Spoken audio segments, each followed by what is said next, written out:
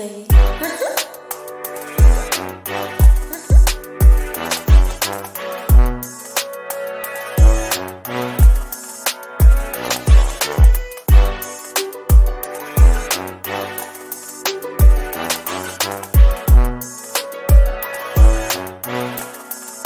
Tamia Lee Talks, baby.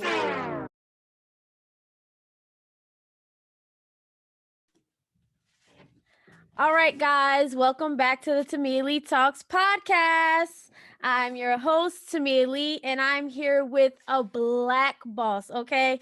I'm here with Miss Leslie Aderson, and she is the president and CEO of New Jersey Redevelopment Authority. So, shout out to you. Welcome, Miss Leslie. Thank you so much, Miss Tamia. It is my pleasure to be here with you today. I'm excited to be a part of the podcast. I'm so very proud of you and all the wonderful things that you're doing. Mhm. So I can't wait to share, and nothing is off limits. So ask away. Okay, thank you. I'm so glad you were able to come on because my show is about Black excellence, and I feel as though when I thought of you, I thought about a Black boss. And before the show, we talked about you being the CEO and president of New Jersey Redevelopment Authority. So, can you get a little bit into that? Sure, absolutely. The Redevelopment Authority was created in 1996. It is our 25th year. I have been I probably shouldn't say this to you, but I've been with the Redevelopment Authority since inception. I started out as the deputy executive director. I moved to executive director. And in 2018, I changed my title to president and Oh, CEO. And what we are is a state financing authority. And what that means is we're state bank. So okay. I go into some of the most distressed communities in the state of New Jersey and create magic. I take old dilapidated properties and bring them back on the rolls and finance real estate development. So I create commercial space, I create residential space. And during this pandemic, just very quickly, and this is what you have to do when you're a boss, you have to shift and adapt to changing Very conditions. true. We created a program to help small businesses pay their rent. I just got a shout out from Governor Murphy yesterday. He actually referred Yeah. to me as fabulous. And one of the businesses highlighted was LeVay's Sweet Shop Yeah. in my hometown of Plainfield, New Jersey. I'm so glad you brought us full circle back to Plainfield, New Jersey. So, I wanted to everything you said was so amazing, but I have to start off. Where are you from? Let's give the Plainfield. people let's give the people a little bit of background. So we're from the same community of Plainfield, New Jersey, and talk about education. Did your education take you to this field, or were you totally off on another major? So there are two people in my life. My first mentor, my mom, Mm-hmm. and another mentor that you know, Gloria Taylor. Yeah. They remind me constantly that I was supposed to go to law school and be an attorney. One of the bits of advice, and I'm gonna intermingle it in, we talked about was I graduated from Penn State. I Okay. graduated from Plainfield High School. Okay. Uh, and when I finished at Penn State, I needed a break. I just didn't want to go right to law school. So I took a year off. Mm-hmm. Now, 25 years later, I have crafted a career in a place that didn't really exist. So now you can enter a career in real estate development, real estate finance. But when I first started out, it really didn't exist. It Okay. wasn't there as a place to go. And I trailblazed and created opportunities for myself that started working for the city of Plainfield, moving on to work for Governor Christie Whitman, and then ultimately landing at the Redevelopment Authority to shape programs and financing to help improve the quality of life in communities around the state of New Jersey.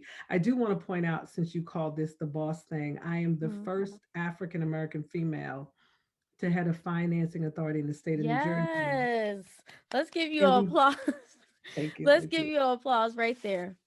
And we've done some research, and I'm the only African American woman in the country that heads up an entity like this. So it's exciting. It's lonely, but it's exciting. It's Yeah, I was exciting. about to say, what does that mean to you to be the Um, only African American woman?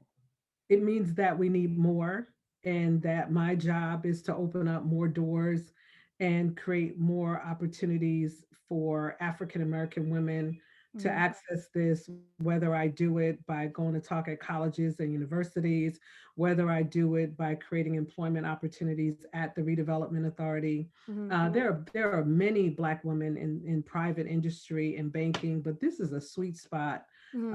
in government because it lets me fulfill the social worker in me balancing the finance in me. So Okay. when I undertake a project, I'm not concerned just about the brick and mortar. I'm also Hmm. concerned about the children and ultimately the people that will live or become a part of that project. So that's the fun that I like in what I do. So I love everything you just said. Right out of college and working for the city of Plainfield, and then you worked for one of the governors, and then you went into the position that you have now as the president and CEO of the New Jersey Redevelopment Authority. Now, did you know that you wanted to go into redevelopment for the state of New Jersey, or was that something that, life changes for people? So, did you find that that was a passion and a need that you needed to go in for service? So to me, one of the things that, and I know that you have them, and I encourage you to have as many as you can. Mhm. I had a mentor, and in Mhm. working for Governor Whitman, Mhm. my mentor Gil Medina saw this opportunity. Governor Whitman, the legislation was approved creating the Redevelopment Authority, and Gil Medina said, "Hey, I want Leslie to come over and be the deputy." He saw my work as a Mhm. policy advisor, but more importantly, he saw my passion, Mhm. and he wanted to create a legacy for the organization that would be long lasting and that could be replicated and sustainable. So, if you asked me when I was 12 if I Yeah. wanted to be the president and CEO of the Mhm. Redevelopment Authority, probably not. I would have said to you, I Mhm. wanted to be a lawyer. Mhm. But Mrs. Taylor and mommy, my negotiating skills and a lot Mhm. of the skills that lawyers employ, I use every day when I walk into a room and negotiate with developers or negotiate with municipalities or fight for communities Yeah. to absolutely get the things that they need. So I'm not a lawyer by trade, but I'm a lawyer in my heart. Mhm. Now, is the job in the office that you work with, is it solely state supported or is it government supported? Actually, we have not received a full appropriation from the state Okay. since 2002. So we actually run like a business. We're a bank. So the Okay. way that I am able to function is that we finance projects, we charge interest, we charge fees. We have to make sure that we get repaid so that the money comes back in so that we can lend it out again. So essentially, we're a self-sustaining organization. And Mhm. while we don't have the accountability to shareholders, we have an accountability to the taxpayers of New Jersey to make sure that we invest our resources responsibly. Okay. So in a nutshell, I'm like a bank. Okay. That's what I Mhm. wanted to get more and talk to you more about what the redevelopment was all about because solely when I think about it, you have a hand and a part on all big commercial, industrial things that go on in the state of New Jersey. What is one of your biggest projects you've ever done? So let's not talk about biggest, let's talk about favorite. I have Okay, favorite. favorite. I Okay, I shouldn't love say that that, word. but I have favorite projects.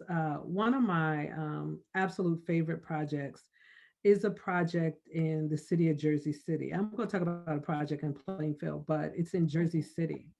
It's called the Dr. Lena Edwards Apartments. It's on Ocean Avenue in Jersey City. Okay. Uh, it was a fully contaminated site. It took Okay. years to clean it up. There had been a gas station on the site. There was some manufacturing use on the site. So it had to be cleaned up so that you could put the residential units on the site. When we went for the ribbon cutting, one of the brothers from the community came and said, "What y'all doing?" Right? Because he felt that our project was kind of going to mess up The his community. Okay. entrepreneurial opportunities. Yes. You know what I'm saying. Yes. So the developer, who also happened to be African American, was like, Leslie, you're not going out there to talk to him. You stay Mhm. inside Mhm. the fenced in area. So when we went back for the ribbon cutting, Mhm. I didn't recognize the project. Wow. There were about 80 units of affordable housing to Mia. Mhm. And what that meant was that they were 1, 2, and 3 bedroom units. Wow. And it meant that families were going to move into those units. It Mhm. had a beautiful laundry room. And sometimes we take for granted when we grow up in homes that we have a washer and a dryer in our house. But for a Mhm. mom with small children, not to That have to means a leave lot. the building on a day like this to go to the laundromat, but she only had to go downstairs. There was underground parking on site, so they didn't have to worry about where they were going to park. It has a community room. And the units are Mhm. absolutely beautiful, beautiful units. But the best part, and I hope we can kind of transition to one of my other loves, is that Dr. Lena Edwards was the first African American OBGYN in the state of New Jersey. Wow. And what we That's learned that's at the legendary. right, what we learned at the groundbreaking was that she owned real estate. Okay. And when she had patients who were pregnant and poor and didn't have anywhere to live, she allowed them to live in her apartments for free. Oh So, wow. fast forward, honoring her legacy, this building exists in Jersey City in her Mhm. honor. But I want to tell you the best part of it. What I learned at the groundbreaking was that she was a Okay. Delta. She was a Delta. I know that was super sweet for you. Super sweet for me. Super But let me sweet. tell you real quick about the project in Plainfield. Okay. It's ABC Supply, and on the corner of Grand Avenue and South Second Street are now about 68 units of affordable housing. Okay. I rode by the other day, and it looks like people are starting to move in. But again, 1, 2, and 3 bedroom apartments that give Wow. families an opportunity Mhm. to like have a quality of life. And I say this all the time: we all live in affordable housing. We live in Mhm. what we can afford. Mhm. Some Mhm. people can afford more, some people can afford Or less. less. Yep. So, I'm proud of that project in Plainfield because when I was growing up, it was just a complete eyesore on South Second Street. And And now we kept ABC Supply in Plainfield and mhm. we have affordable housing there. So those are two projects that I could highlight. There's tons more, but Mhm. those are the two I'm going to highlight. And I would say that's super sweet just thinking about it because when I tell you it is something that catches your eye when you drive Hmm. past and to know that you had something to do with that, I didn't even put two and two together when I thought about it, but it's very beautiful. And I'm so proud of your work because you do a lot for the community. What is Thank it? How has the COVID-19 pandemic affected your you. work, especially in inner cities and less fortunate communities who don't have the opportunities like others? Sure. The pandemic truly hurt the small Hmm. business community in towns like Plainfield, right? Hmm. When the governor did the full shutdown and looked at essential businesses, a lot of our businesses weren't essential businesses, right? Okay. Businesses owned by people of color. And what also hurt was they weren't traditional businesses. Yeah. So I found myself in a space of helping people understand how these businesses function and operate, Hmm. that they're not the traditional Ivy League business plan business. Okay. And they make it work and they make it do what it do. And they deserve the opportunity. Yeah. So a lot of these businesses were locked out of the PPP money. They didn't initially get the CARES Act money. So we stepped into that space initially to pay people's rent, because if we Okay. could pay their rent, they could stay open. Yeah. If we could keep their land, and we understood where the landlord was as well. Hmm. So we didn't see the landlord as a bad guy. The landlord needed to be paid Needed to be too. supported too. So Hmm. we stepped into that space. But what we also learned was they didn't have the capacity to do the online sales. Yeah. So they didn't have the point of sale equipment. A lot of these businesses don't have websites. They didn't really understand curbside pickup. Mhm. They didn't have access to the PPE equipment when it was time to open up. Many of them depleted their savings. They maxed out their credit cards. So we Mhm. stepped into the space. But what I saw as the leader of the Redevelopment Authority was we had to expand beyond redevelopment and look at the businesses, the small businesses in the community, and figure out how we could support and undergird them through this pandemic because it's not over, Yeah. unfortunately. Mhm. Unfortunately. And you kind of answered my question. My next question was, how can the black and brown businesses and communities benefit from you guys? And your answer with coming in and looking at the business aspect really answered that question, because a lot of people were affected by COVID-19 and the pandemic that is still Yes. going on till Yes. this day. And I know you Yes. have a relationship with Governor Murphy. I know you stated that before. You just got a shout out recently from him. I So how does did. Governor Murphy correlate with the Redevelopment Authority? So, Governor Murphy has an overall plan for a fairer and stronger economy in New Jersey. Hmm. And he's a little different from his predecessors in this role Hmm. because he sees the value of investing in urban communities. He Okay. sees the value of not only having an economic development authority, but having a redevelopment authority Hmm. because he knows that there needs to be more work and effort. You know, we go into Hmm. places to me where people don't want to invest. Yeah. We have to be, our tagline is we're there first. And we have to be because we have to lead the private sector into these places because they don't want to take the risk because they're accountable to their shareholders in terms of doing it. But in our accountability to the taxpayers, we have a responsibility to improve the Hmm. quality of life in these communities. Hmm. So Governor Murphy supports that agenda. He's giving us additional resources so that we can fulfill our mission and mandate. But I think overall and globally, his commitment to improving life in New Jersey for everyone does benefit the Redevelopment Authority. And by doing so, it benefits urban communities. Hmm.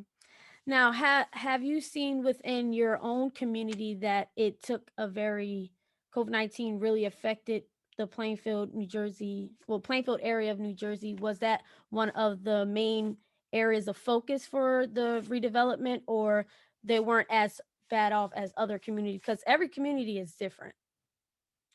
I think across the board, urban communities were hit a lot harder. Mm-hmm. And it was because we're seeing the statistics already that communities of color had COVID at higher rates than other places. Mm-hmm. In communities of color, they're more frontline retail workers. People didn't have the option to work from home; they had to go to work. Mm-hmm. What they also have to do is utilize mass transit. Mm-hmm. When you get in your car and you drive, you're safer than when you get on a bus or a train. Mm-hmm. And Very in a true. lot of urban areas, people get around by bus and train. And at the height, like, and we're back at the height again, simply because, and I got to just do this plug because people won't listen and they're selfish. But at the height, the initial height of it, people were riding on buses and trains, and the disease was being transmitted. I think in urban areas, also people need to be educated. A lot of Mm-hmm. times we use the internet and social media, and they're simply not there. Yeah. That can't be the method of communication always. Sometimes it's just the old fashioned, hey, put your mask on kind of Yeah. thing. And I think that's why we see higher rates. And just personally for me, my mom lost one of, and he was a good friend of mine, Yeah. one of her best friends. He was the first person to pass away in Plainfield. And it Wow. was hard. It was Mm-hmm. hard. He was in a nursing home. And we saw later how nursing homes weren't really prepared to Mm-hmm. address and deal with the pandemic. So I'm hoping with new leadership in Washington Yeah. that we're going to see a better addressing of the pandemic and the Yeah. reality that it's here and strategies to save people's lives. Well, first, I want to say sorry for your family's loss and Thank every, you. because the pandemic has affected everyone differently. So Mhm. I want to send my condolences to your mom. Sorry about her Thank friends you. I will let her passing. know. You know she loves y'all. Yeah. Okay, I want to try to lift this show up a little bit, but I have to Mhm. talk to you more about your position as a female boss. So, has there ever been a time in your field of work where you have felt like your peers or your colleagues has used your gender as a hindrance instead of a strength?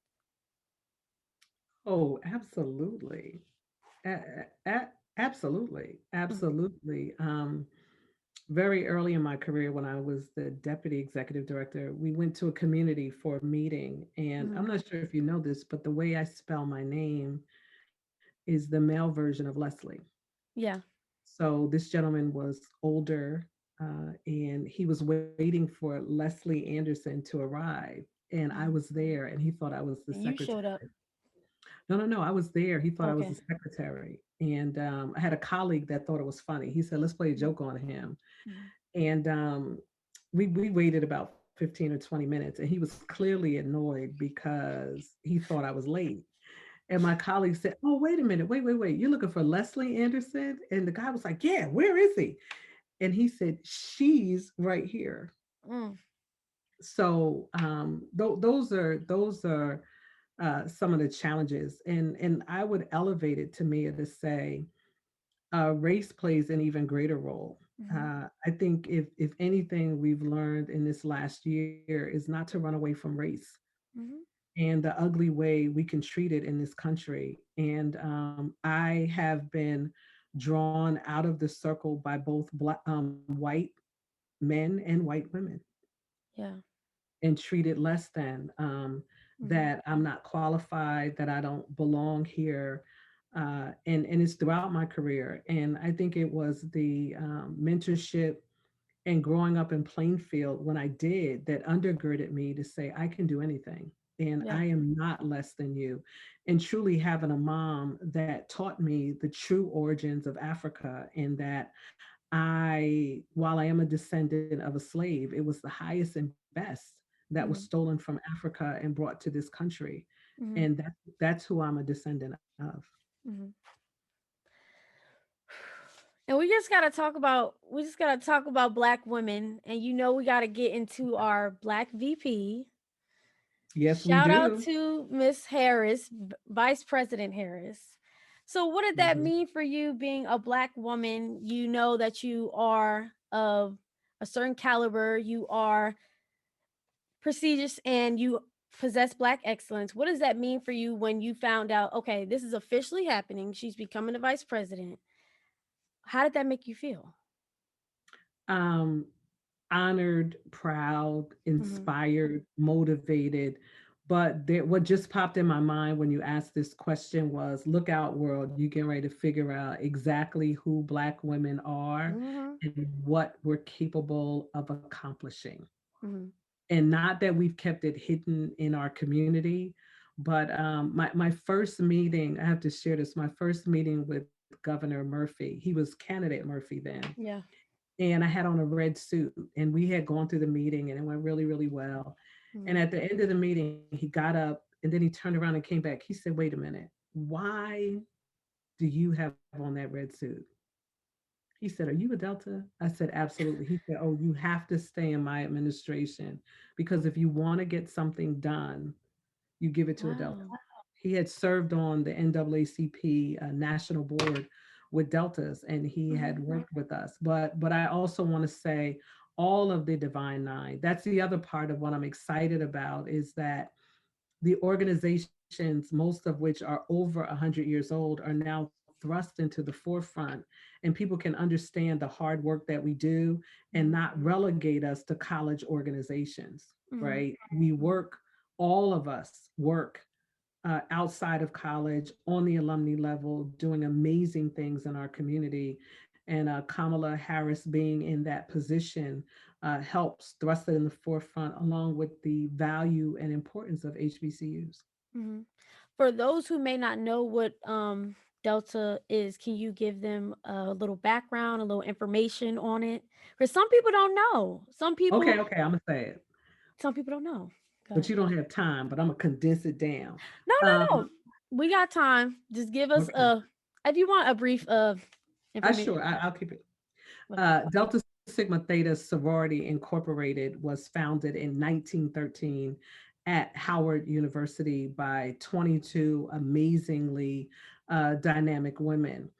Our founding was based in Christian principles. And without reading our mission statement, we are about public service and the constructive development of the Black community. Mm-hmm. We have a 5 point programmatic thrust that focuses on education, economic development. We even extend beyond the United States to international awareness, social action, and I'm forgetting one of the thrusts. But I want to talk about our social action effort. Mm-hmm. In 1913, the founders of Delta Sigma Theta walked in the Women's Suffrage March. What is tremendous about that was the Women's Suffrage March was not about giving Black women the right to vote, because we were considered even beneath Black men. Mm-hmm. So it wasn't about the Black vote, Mm-hmm. but our founders felt that they needed to be a part of that movement to give women, and particularly Black women, the right to vote. And we've been that organization ever since. They are strong in the Congress. Or Marsha Fudge is getting ready to be Secretary of HUD, which I'm excited about that. Mm-hmm. But across the country, and our newest chapter is in Dubai. So Wow. in the United Arab countries, we now have a chapter that has over 40 women in it that are representing Delta Sigma Theta internationally. But we are, and I could say it because it's my time, we're the Mm-hmm. best organization of Black women in the world. You And can we you can are say whatever you want. trailblazers, and we make the difference. We Mm-hmm. do. And we set the tone, and we set the standard. And what I like to say is follow the leader, because we are the leader in improving communities Mm-hmm. and setting the standard for Black women. Mm-hmm. And to say that Delta Sigma Theta came out of Howard University, we are seeing now in the time that we are in the society Mhm. we are living. Before, people were thinking like, HBCU was less than PWIs, that it didn't stand and hold as much weight. What does that mean? Why does HBCUs are so vital to the society that we live in today? I think it gives a place and a space for African American students. I have Hmm. a dear friend. I'm going to tell him to listen to this. His name Okay. is Chris Cathcart, and he talks about how he learned about the African diaspora and became in touch Mm-hmm. with his history and who he was when he was a student at Howard University. He's actually Kamala's classmate. And I think that's Wow. the value of HBCUs. They're also very strong institutions of academic learning. They are Mm-hmm. not less than. I am a graduate of Penn State, but they're not less than Mm-mm. predominantly white institutions. They're on par and they're the same. And one of the things that I think we need to acknowledge and talk about is why we have HBCUs. And we Yeah. have HBCUs because essentially around 1913, Black people couldn't go to Penn State. So Okay. that's why, I'm gonna get on my soapbox now, but that's why we have them, right? Mm-hmm. And they weren't separate but equal, but they were places that were founded and created Mm-hmm. to provide the opportunity for African Americans to learn and get college degrees, because we weren't accepted at And those predominantly other white universities. Mm-hmm. institutions. Right now, maybe one or two here, but not in ways that we should have been accepted. Mm-hmm. And they hold historical value to us, and they're valuable today.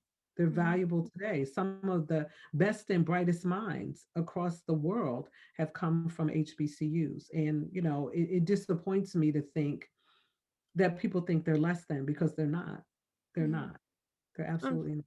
Unfortunately, and I think that that's the conversation with me being a college student. I didn't get a chance to go to a HBCU, but I think about it often. I hear the conversations amongst people, and I hear the back and forth and the comparison when really there is no comparison. I Right. think for me, when I think about HBCUs, I think about a place where It's a place where where they're all proud to be black. It's Mhm. a place where where they all, or whoever attended that school, can celebrate their history. Mhm. So I think for me, when I think about that, you made a good point. I don't think that they're less than. And I think that, Mhm. we're seeing a lot of people in our society.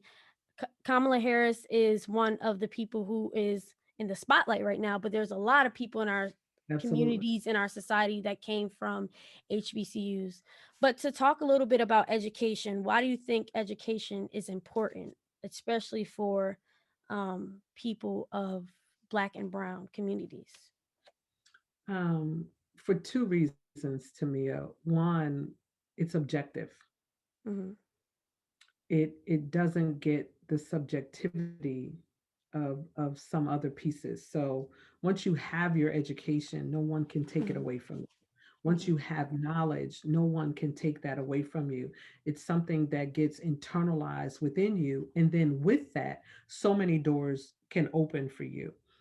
And what I want to say right now though is education is not necessarily going to a four-year institution of higher learning. It can be a trade or a vocation, right? Hmm. The piece is to educate yourself and get the tools and the resources that you need to be successful, Hmm. right? So there's not one way to do it. I have a neighbor, he's an electrician. He went to school right after high school to become an electrician. He's doing very well financially right now. But what he also has is that trade and that education of being an electrician under his belt. Hmm. So that's what's important about education. The other part that's important about education for me is I was fortunate enough to be around my great grandparents as a little girl. Yeah. And while they could read, they couldn't read very well, and they weren't because they were locked out of educational opportunities. So it is somewhat offensive to me that we could be in 2021 and there are young people that think I don't need to go to school and I don't need to be educated, Hmm. when in fact my great grandparents would have jumped at the opportunity. I Yeah. believe that my great grandfather would have been a landscape architect if he had had the opportunity to To go do to so. high school, go to college, and get a degree in landscape architecture. No one could grow flowers, and not just that, and design a yard the way my great grandfather could. My Hmm. pop up was amazing at that, and his growth was curtailed because of racism. Yeah. And I, if anything, I implore young people, figure out what you want to do and get educated about it. And sometimes it could be self-taught on a computer. You don't, and I used to do New Horizons. You don't have to Hmm. go to college, but what Yeah. you have to do is get a plan so that you get the skill set you need to be successful. That Woo. was my soap. I'm off of it. I'm Woo. sorry. She just dropped some jewels and some knowledge on here. That was amazing, just thinking about it and talking to you, because in 2021 it's important for us to be educated on something, on Yes, be educated, like you said, the architect and the electrician. They're educated in the field that they want to go in. It's important to exactly. have a plan. So being able to have an opportunity to talk to you and just really pick your brain a little bit about education, what you do in the field, is important. Now, I know you're a part of other programs that are of service and are important to the community. What other programs do you head or are a part of that service, that are of that are of service to the community? I want to say to you, one of the things that I'm really excited about, and this is a part of Delta, Okay. I chair the GEMS program. GEMS stands for Growing and Empowering Myself Successfully. Yeah, I went It is there. I was a probably part of the it. I know. Probably one of the most rewarding things that I do is to pour into young people, Mhm.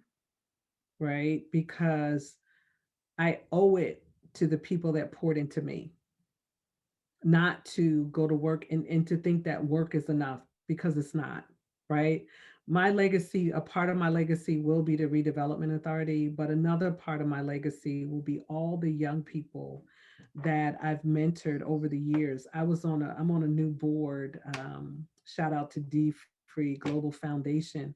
and two of my former New Horizons students are on it. So we're in the board meeting and they're calling me Miss Leslie. Mm-hmm. And the other board members are like, Miss Leslie. And, we explained it, but I said to the other board members, that Miss in front of Leslie means I love you. Yeah. It means thank you. It means I appreciate every door you open for me. When I worked Yeah. with New Horizons, they called me the queen of hookups because if you wanted to do something, I could hook you up. And Mm-hmm. that's what I'm also doing now I know. with the gems. And even today with you, Yeah. and it's I don't want to put out there that it's hard to get me to do a podcast because it's not, Mm-hmm. but to be open and candid and to share with you, I want you to succeed because when you Thank you. succeed, I succeed and we succeed. Thank you. You're welcome. Oh, that was so sweet.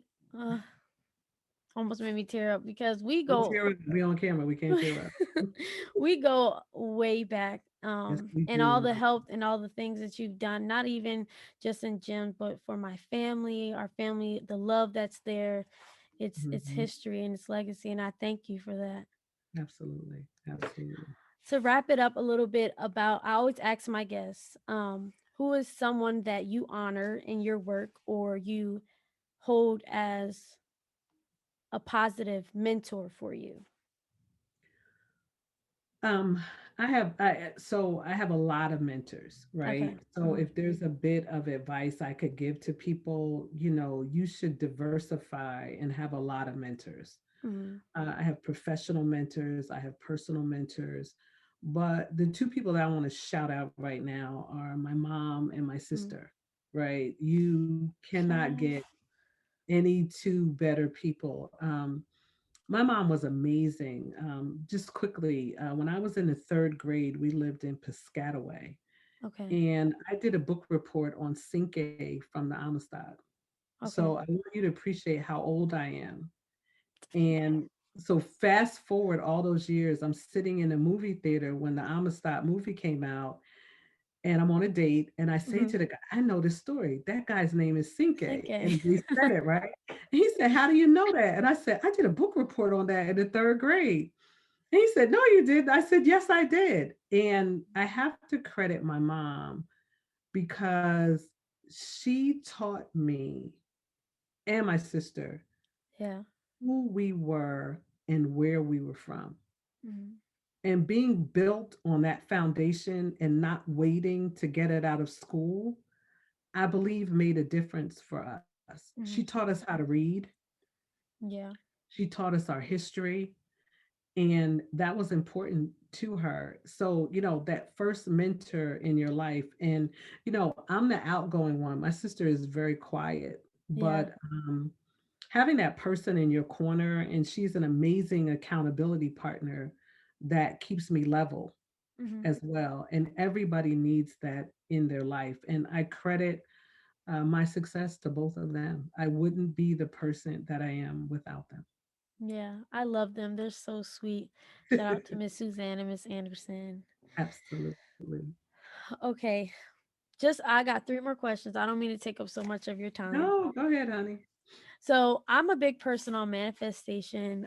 I believe that everything that we manifest will come true if we do the work and we put the work in along with prayer. Mhm. So do you feel as though you manifest anything in your life currently? Um,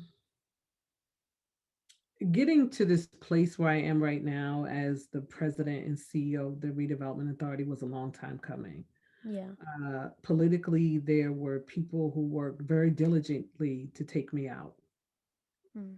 And I think through hard work and God's favor, I'm still here. Yeah. And um, I have to say this, I'm of a generation, I love Elton John, and he has a song, I'm Still Standing. Yeah. And there were a lot of people that came after me that wanted to take me out. But I believe that God has his hand on my life, and there are things that he wants me to do and he wants me to accomplish. And every day I work towards that. So if we talk about manifestation, that's it, that I honor what he wants me to do. And when I'm successful, I honor him. and Mhm. thank him for the opportunity to make a difference in people's lives. Amen. Because that just sums up manifestation. It's all basically everybody what she basically everybody what she just said was it's all in God's timing and in his Yep. plan. And it took, and I want, can I just say something? Yeah. It took me a long time To to understand be that. this person that's sitting in front of you right now. Yeah. There are people that know my journey that will tell you that I was impatient, I was flippant, Mhm. I was arrogant, I was Okay. angry, I was rude, but it takes time to become this person. And don't be so hard on yourself, and don't get caught up in the people who remember who you were. Okay. Focus on the people that know who you are. That's a Because the good one. people that knew who you were, You're there in are a the lot of past. times focusing on your negative stuff. Mhm. And I have to remind people a lot of times, you don't know me now. Wow. And you only know half the story and a part of the journey. Mhm. So don't speak my story if you don't know all of the chapters in my life. Whew. I'm sorry. No, I'm everything is really hitting home because sometimes you can't bring everyone into your future. Yes. Yes. So they don't know who you are now, so don't speak on my past. That's a good Exactly. one. Please text me that. I will. I will, Please my text me love. that at the end. But another question I have is where do you see yourself in 3 to 5 years? If you had to look forward, fast forward a little bit, where do you see yourself in 3 to 5 years? Uh, um, one of the two things I want to do, I would love to go um, and work at a foundation. Okay. I see a lot of foundations that direct resources into communities, and I have a lot of ideas about how they could do it better. Mm-hmm. So I would love to go and take all of this experience that I have and take it to a foundation. The other thing I want to do is teach. Okay. You want to teach? Uh, yeah, on a college level, I really Okay. do. It wasn't an aspiration when I was younger, but now when I look at young people, and I've taken some master level courses, Mm-hmm. and it's the most honorable profession. Very true. But I want to teach. I really do. I've been approached about teaching. What do you want to Uh, teach? what do I want to teach? Yeah. Two things I could teach. And I don't want to be a life coach because you got to figure out your own life. It- But I want to. I would love to teach about redevelopment, and okay. not just from a planning perspective, but from a comprehensive community development perspective. Okay. So redevelopment is not about buildings, it's about people, it's about communities, it's about Mm-hmm. relationships. And a Mm-hmm. lot of times when you meet people that have their masters in urban planning, they're really good at putting little buildings or doing drawings and coming in and doing all of that, Yeah. but they're not good at taking the project to the finish line in terms of how it's going to impact that particular community. I did forget to say at the NJRA, I created a training institute where I don't actually teach a lot of the classes, Okay. but I've created the opportunity for people to learn how to play a role in redeveloping their community. So Mm-hmm. a lot of times when I see people picketing and being upset about a project, don't get mad, get educated and Damn. figure out how you could play a role in the process. Mm-hmm. Gentrification doesn't always have to happen. You could get a seat at the table. Yeah. You already know I'm a big Hamilton fan, and I Yes. believe firmly you got to be in the room where it happens. Mm-hmm. Mm-hmm. And if you're not, if you're, and there's value to that to our community, right? Yeah. But Dr. King was also in the room where it happened. He Yeah. met with Kennedys. He met with Lyndon Johnson. He was in the room where it happened. So he was Mm-hmm. outside, but he was also in the room where it happened. And Yeah. that's what I want people to be educated about and understand. Mm-hmm. And I think that's an interesting point. I don't know if I'll be going back to college because I'm graduating in the spring, but I would love to learn more about that because I don't think from what I understand from the programs that are offered at my school, there's not too many classes on redevelopment. You don't really hear too many classes about it. I don't know. Maybe I am wrong, We but talking about it. I'm coming. yes, We're yes. talking about it. We're talking Okay, about it. We're okay. talking about it. We're To talking keep about that it. on the hush. Yeah, yeah, yeah. All We're right. It talking about was good talking to you, but in all the words, I see you as a boss. But if you had to describe yourself in 3 words, what would the 3 words be? um loyal, Hmm, honest, okay. funny. Those are good ones. Good. And you're all of those. People trust me. She is all of those. Thank you. Thank you. Thank you for coming on. Thank you for having me, my love. Anytime I you want appreciate you. and If is anything there that you need. Thank you. Is there any way that people can connect with you or follow you on any social medias or LinkedIn or anything? So on and I gotta just grab my phone. I'm on Twitter. Okay. I'm on Twitter. So let's start with Instagram. I'm on Instagram at Leslie AA, Okay. my middle initial and my last name. I'm on Facebook, but I know you young people ain't on Facebook. But that's just my name. And I think my Twitter is Leslie AA15. I'm on Twitter. I am. Okay. Okay. And if y'all start tweeting me and doing it, then I'll get on Twitter more. Okay. But yeah, those are the three platforms that I'm on. And you can always reach out to me at the Redevelopment Authority, L Anderson at njra.us. Okay. If folks are out there interested, we do internship opportunities. So Okay. Wow. if you're interested in an internship, let us know and we'll bring you on board and we'll make you work. We'll make you work. I was gonna say Y'all something see how funny. God works? I just gave y'all somebody to give you an internship because everybody's looking, including me. Yeah. Okay. All Listen, right. no, I got somebody else for you to intern with, but go ahead. All See, right. I told you I'm the queen of hookups. Yes. Yes. I wanna I'm gonna shout out my girl Tara Dell from the Tara Dell group. I have to connect you with her and Okay. I'll be she looking might have forward an to it. internship opportunity for you. I'll ask her about that. Thank you. I You're welcome, appreciate Mom. it so much. I can't wait Okay. till we can connect in person. I I know know, everything going right? on with the pandemic is so yuck. Yuck. I know. I All miss right. hugging people. I know. Thank you, my love. No Right? problem. No problem. Hugs, virtual hugs. Love you, love you, love you Virtual so hug. much. Love And you, send love my you. love to the family.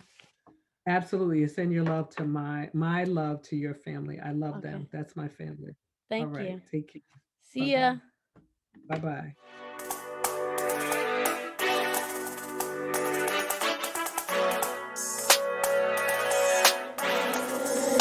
Tamia Lee Talks, baby.